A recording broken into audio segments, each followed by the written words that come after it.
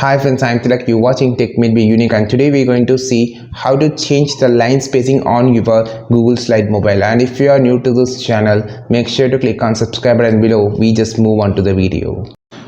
So how to change the line spacing in Google Slide mobile, I just going to show in this video. So I just going to choose the status report here to make how this work on. So for an example, I just going to select some paragraph points here. This point can be chosen.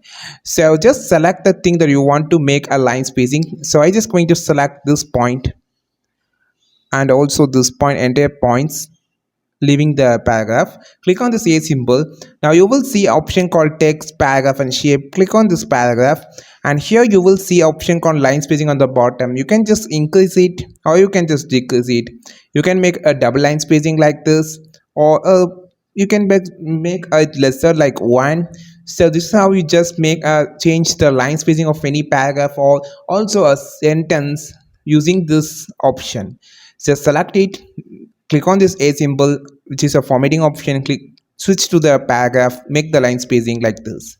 I think this video helped you a lot. Like this video, share this video, subscribe this channel. We will meet on next video with super valuable content. This is Tilak signing off from Tech Made Be Unique. Have a wonderful day.